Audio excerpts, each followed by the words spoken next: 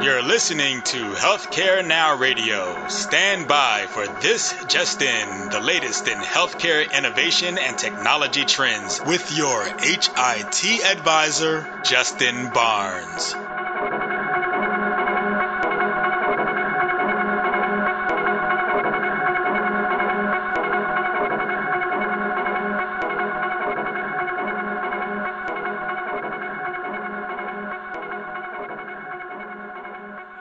Thank you for tuning in and welcome to This Just In. I'm your host, Justin Barnes. In these half-hour segments, I'll bring you the latest advancements in corporate strategy, innovation, public policy, and entrepreneurialism.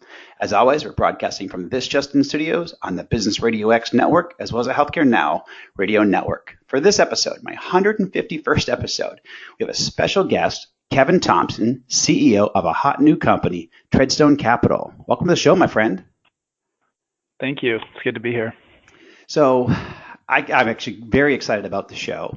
But before we dive in, give everybody kind of a little bit of a background because our partnership has been circuitous here. But we first met through a mutual friend, Andrew Dennis, here in Atlanta. He put a dinner together earlier this year and set us across from each other. And literally, the moment you began to describe your business and how you operated your business, it was just it was phenomenal. It's one of the best probably initial success stories that I have heard in a very long time. And a lot of what you are deploying with your new business is what I had learned over the past 20 years. And you're pretty close to my age, so you've learned a lot through your years as well. But right. But all the best practices that you're deploying and how you're starting your going through implementing processes and building those processes and leading through best practices and focus on customer support and a focus on culture, those are all best practices and strategies that I've had to deploy. I've had to learn through the years of hard knocks and building businesses and building companies, but then also reaping the fruits of that disciplined labor. And so when you are going through, and I don't want to steal all of your thunder, but listening to you talk on how you are building your business, I just got really excited. So I'm really excited about this show. I've never done a show quite like this before, so I'm excited for it. Right. Well, I appreciate that. That's flattering stuff. Well, and also I think to pump you up more, and certainly in full disclosure for my audience, I recently invested in Treadstone Capital, in Kevin's company, because, again, and this is my first investment in my life outside of healthcare and healthcare IT.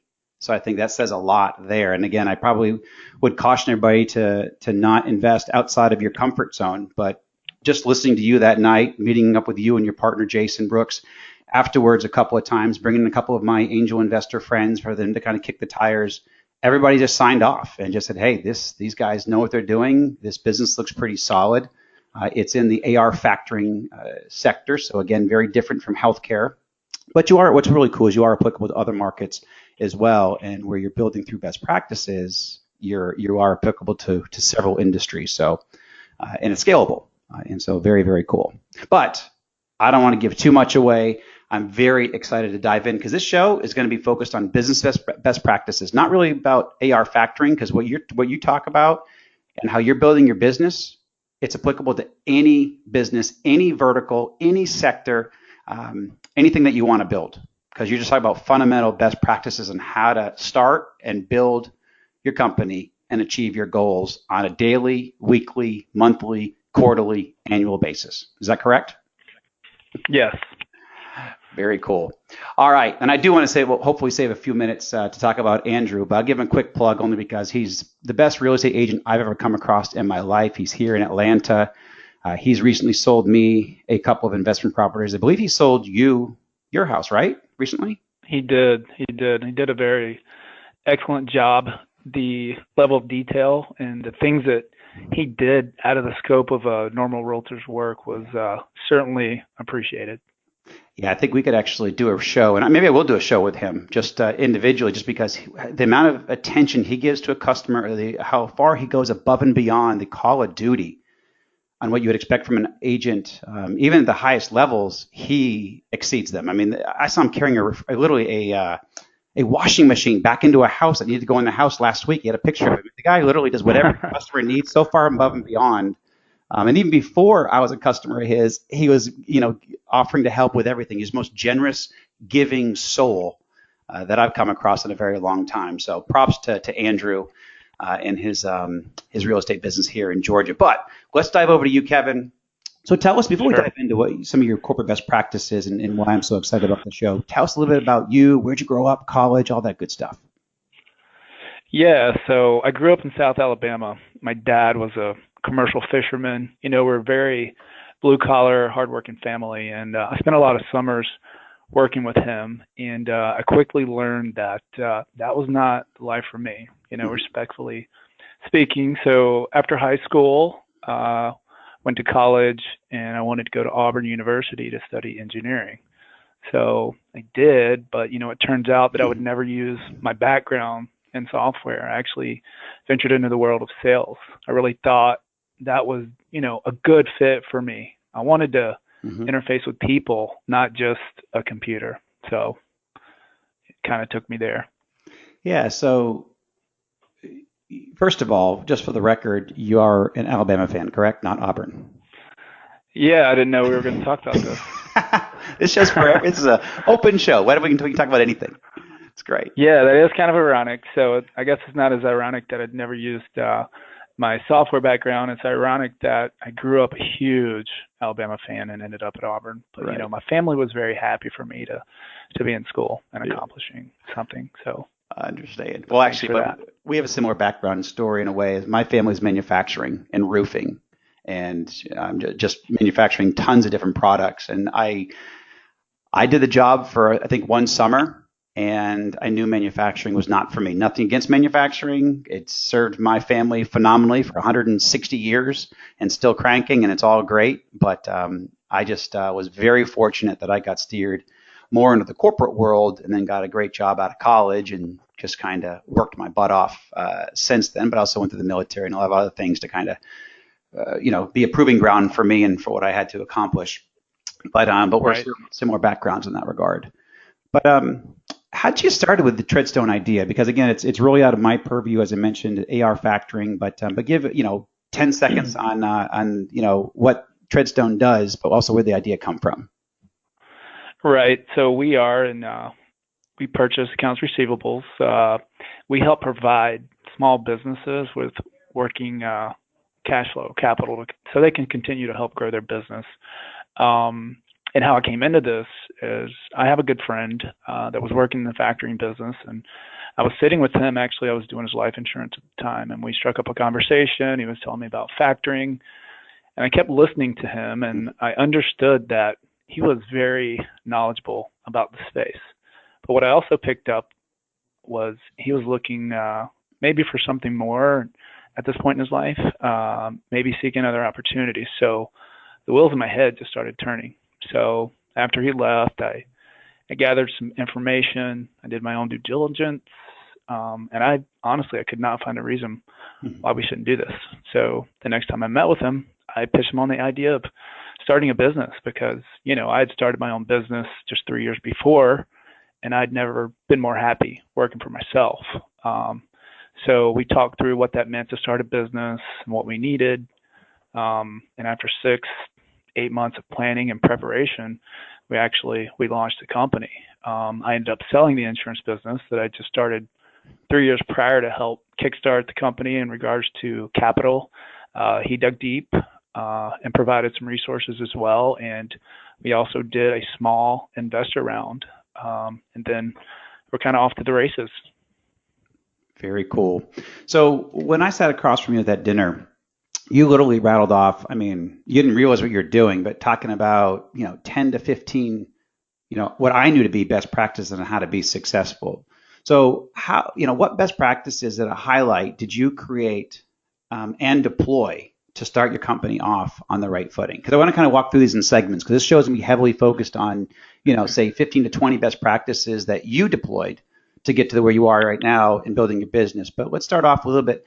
How'd you, what did you deploy to create and deploy your business to start off with? Right. Well, initially and continuously, it was important for us to create a smart, fun culture, create a workplace where people wanted to learn and people wanted to improve every day, a place where people wanted to be part of building something great as well. So we tried to hire in line with our vision. We wanted to get the right collection of people in here, in order to build that culture. And something about culture is it just doesn't happen. Right. It's something that you have to proactively work at. You have to create it. So that was something initially right from the start that, we were angling for. Yeah. And when you mentioned that at that dinner, that immediately made me think back to Greenway. We worked so hard on the culture. And you have control over your culture to an extent, but it's going to be who you are. It's going to be your leadership skills, your leadership style. That's all going to emit in your culture. And thankfully, correct. I had phenomenal partners at Greenway. And I think we were ultimately extremely successful because of our culture, because with everybody rowing the boat in the same direction. Everybody cared. They didn't go to work because they had to. They went to work because they wanted to. And that is a huge difference and differentiator, I feel, in the market and on how you can be successful, at least, more quickly than the other way. So, yeah, I couldn't agree more. It's awesome. So before we dive into all the good stuff, because I know you're going to cover a lot of good best practices, let's talk about some of the mistakes that you made in your early stages, because we all do it. If you've been an entrepreneur, I think 20 to 30% of my listeners are entrepreneurs in some capacity. We all have made mistakes in the past, but what were some of the ones that you specifically made? Yeah, a couple of those come to mind. Initially, we were trying to partner with different businesses to gain referrals. I mean, referrals are great, but we were going after the wrong type of businesses. What we figured out is, we're going after these businesses, and they're like, yeah, hey, we'll send you referrals for $100, and what happens to that guy? When the next company offers him $150, he's gone.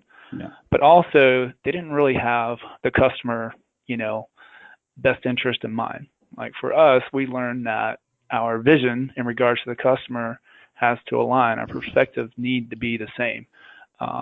It's not how much you can make off of each individual customer.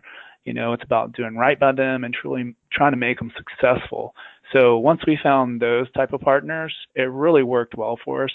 And those are long-term partnerships. Those aren't sold to the highest bidder. So I would say that was one mistake that we made. The other was we were experimenting and trying to self-deliver other ancillary services that our guys could use. But what we found is we were spreading ourselves too thin. So we determined that it's better if we just focus on what we're really good at and become great at that.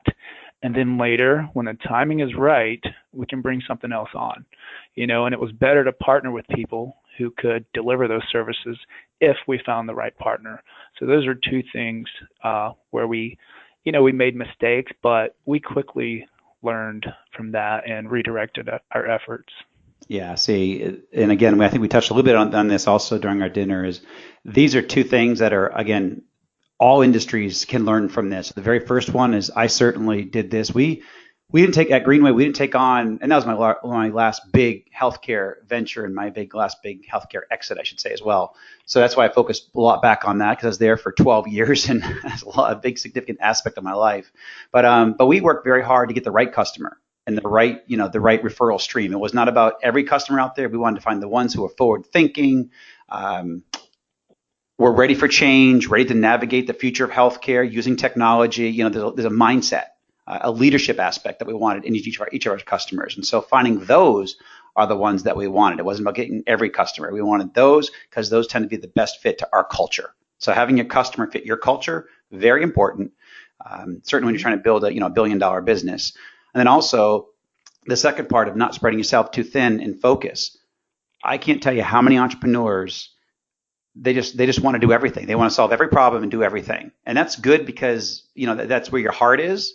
And also you feel you can probably make tons of money because I see all these revenue streams, but jack of all trades, master of none. It's much better to focus. And that was something that we had to learn also is, we were at Greenway focused on the ambulatory space.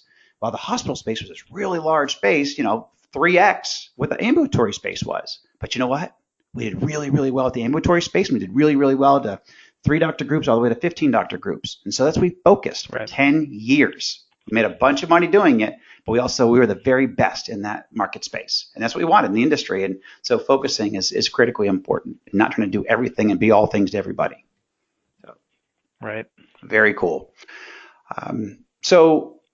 Now let's dive over to some of the best practices. So, because also I love about, motivating teams. So what best practices and strategies have you deployed to motivate and lead your team successfully through your first year of business? Because now you're in your second year. So what have you done in the first year?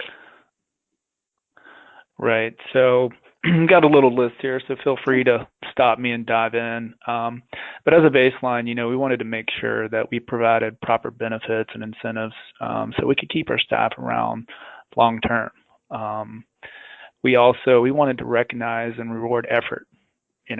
Everyone needs a little pat on the back, or, if someone's doing something great, we wanted to make sure that they knew it. We meet regularly to promote idea sharing collectively and individually. We do not micromanage. I think it restricts the growth and the evolution of your staff. Demotivates them as well.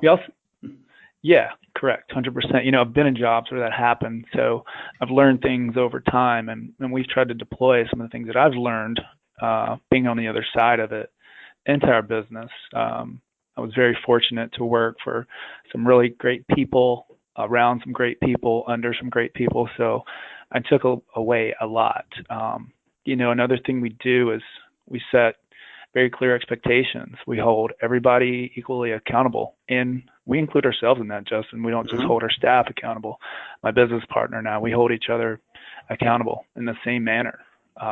We lead by example, and we follow through on everything. If we say, hey, salesperson B, next month I'm going to buy you 2 monitors, dual monitors or whatever, whether big or small, we just continue to do what we say. Or if we say, hey, we're going to evaluate you within 90 days. And if you're exceeding, our expectations, we're going to give you that raise early, and if 30 days comes and they are, we do that. So we hold our word, which is very important. Here, if people make mistakes or errors, we try to use that as a learning or a teaching moment. We don't criticize. So we don't want to create an atmosphere where people are so scared to make mistakes and they work slow, So we just use those opportunities to learn. Other things we do is we celebrate the wins and milestones with our staff, and down to the little things. We also recognize and celebrate birthdays. We're a small company now, but what we never really want to lose is a lot of those things that I just named. Once we get so big, we still want to continue to recognize and be close to our staff and things of that nature. So I never want to lose those things, no matter how big we get. It's very important to me and my partner that those things stay intact. Yeah, and as I mentioned, I invested in your company. I joined your board, and even walking out of the board meeting last week, I see how you guys deploy, these types of strategies, and even how you employ them amongst yourselves, and how, even our conversations afterwards, you ran a great board meeting, certainly for being your first one that you've officially done. But you guys did a great job, and I saw a lot of this emitting through your own behavior, your mind, and what you instill in your employees. So it's just kind of cool how you guys deploy this. So what best practices have evolved from your first year into your second year? What's changed? Yeah, right. So we continuously work on our processes. We know that we can always do better. We just don't settle like, hey, we have our processes in place. We try to improve there, always get better. What we also did is we reached out to others for idea sharing, and we actually gained a mentor through that, which is very helpful. We really wanted to get help in areas where we felt inadequate. So we also, another thing we did with our staff, we started utilizing daily and monthly audits to help reduce errors. Between the audit data and the production reports that we were running, we're actually able to create an efficiency rating for each staff member. And we're really just trying to promote a healthy competition, goal attainment type atmosphere. We wanted it to have a positive effect, and that's how we kind of have pitched it and verbalized it to our staff.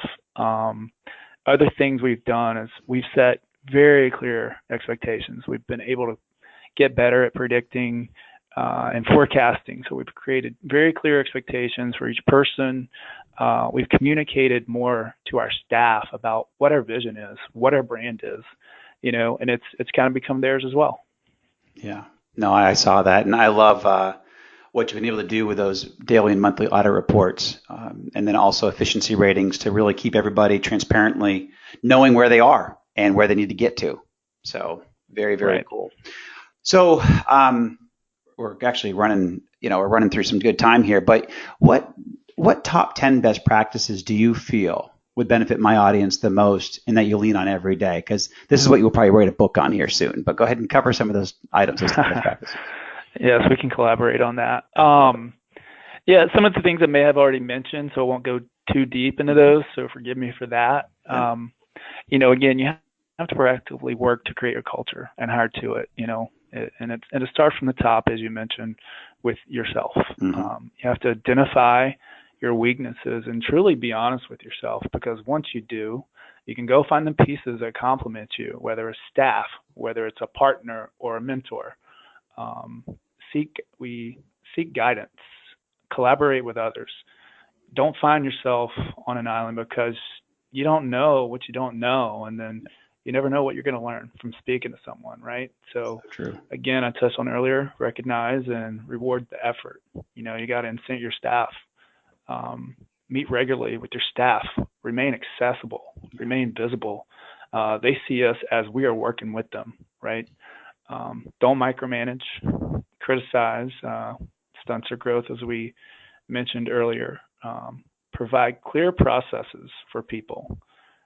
Create detailed work manuals so a guy off the street could walk in and do the job. I know I'm reaching a little bit, but yeah, you kind of know where I'm going with that. Just very detail oriented. Lead by example.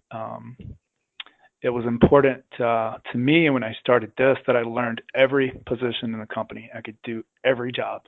It helps me relate to my staff, and it helps me understand where they are. I mean, some of these jobs are really hard, and I have a lot of respect, for our account managers. It's not an easy job. Another thing that is really big and very, very important to us is always keep your customers' best interests in mind. Don't serve yours. Help them be as successful as possible, and they will pay dividends for much longer versus trying to get a short-term, quick pop off your customers. Those are probably the top 10. We could go on, but we only have so much time, so I'll send it back to you. Yeah, no, that was excellent because like I said, this show is relevant to every sector. I focus most of my shows on healthcare, and 80% of my listeners are in the healthcare sector. But everything you just walked through is a best practice and strategy for building a business in healthcare, transportation, education. I don't care what sector you're in. Logistics, it's AR factoring, financial. it certainly applies across a lot of platforms. Yeah. So I was really excited about this show. We were able to put it together and pull it off. And what's really cool is not only do you speak to this, but you live and breathe this every single day. And like I said, I've become personally friends with you. I work with you now just through the board of Treadstone, and so it's really cool to see how you've employed all of this in practice and the success that you're driving from it. I mean, your company, for only being a little over a year old, you guys are doing really, really well. I mean, you're very profitable, and there's not too many businesses that how many months you've been in business now? Is it 18, 17? We're 18 months going on 19. And to your point, I guess we're kind of taking our advice because we reached out to you. We noticed that there was a void that you could fill. And your wisdom has been much appreciated, and certainly we've benefited from it a fair amount so far. Thank you. Yeah, no. So I'm very happy. But in the closing couple of seconds here, I got about 30 seconds before I got to do my outro. I always like to ask this question of my guests. What is your favorite place to get or be inspired? That's a good question.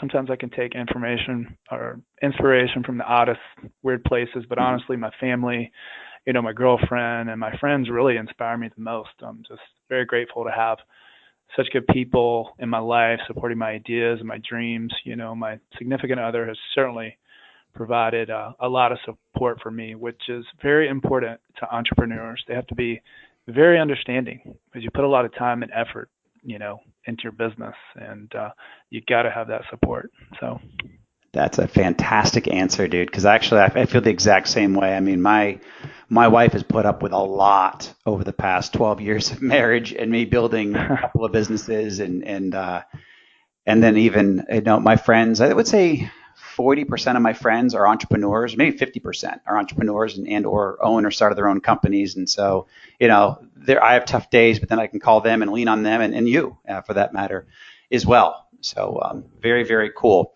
Well, Kevin, awesome. True pleasure, my friend, to have you on the show today. I want to have you back in the future, continue on with your best practices. I know this is going to be a highly rated show.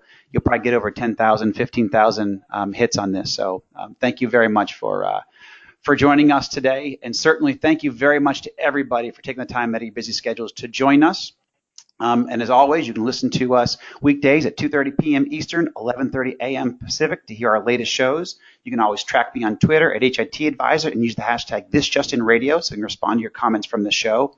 If you missed any of this episode or want to hear more, all of my shows are also posted on Apple iTunes, SoundCloud, iHeartRadio, Spreaker, Google Play, and TuneIn. You also can check out the new website that we just launched at justinbarnes.com. Thanks, everyone. Have a terrific week.